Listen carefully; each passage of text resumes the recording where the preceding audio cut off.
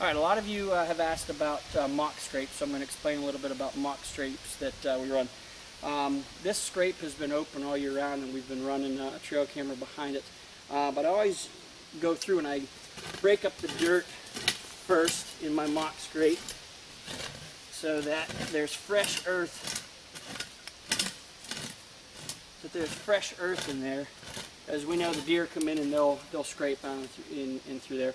And before I leave, I'll put some Smokey's pre-digital lure in there, which I'll show you here in just 1 minute. So that is our first step in creating our mock scrape. If you use an existing scrape, that's great. If not, you can just make your own. You're looking for some low-hanging branches that we'll get into here in just a second, and a place to hang some different things as well. So we'll get into step 2 here in just 1 second.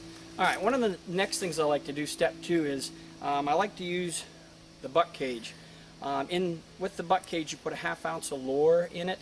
You drop your buck cage in there and let it sit overnight, and the polymer beads inside will soak up the lure. What I'm using for my mock scrape to get the deer here is I have a young buck lure from Nature's Essence I'm going to use.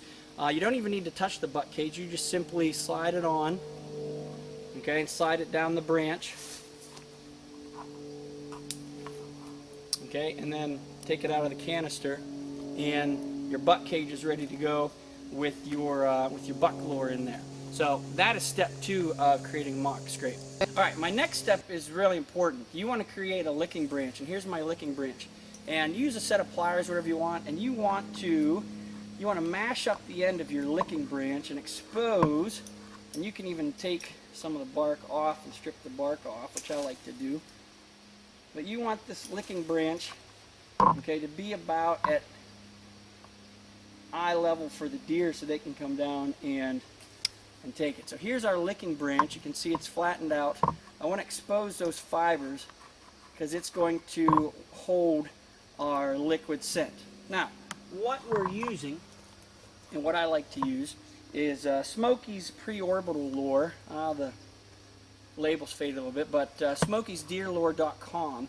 This is a pre-orbital lure, and it's an oil-based lure. It comes directly from the deer, but there's a stopper in here, and what I'm going to do is I'm going to fill the stopper up,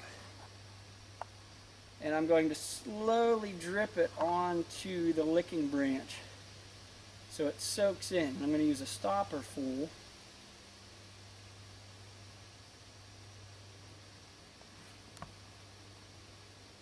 And this is basically introducing a new deer into your area.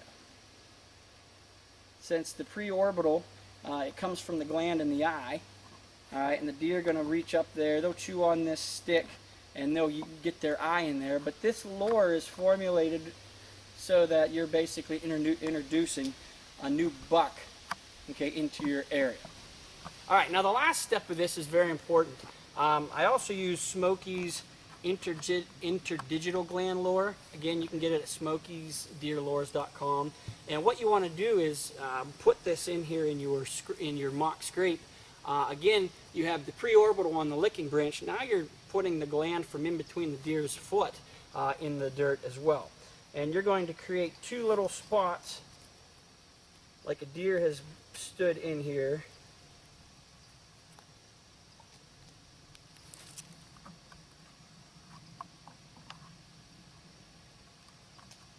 Okay, with like it's both front feet and has put its scent in there.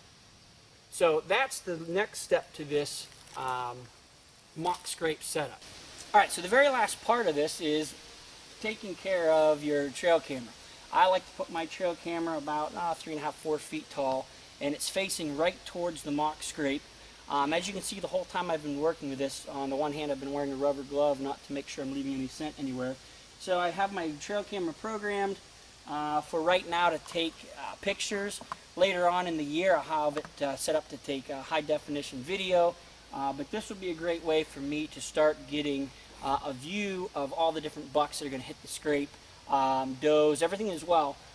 We have this mock scrape on a main trail that goes through a few different areas. We have food, we have bedding, everything else. So our camera's set and we're ready to go, and we'll check back in to show you what we have on our camera.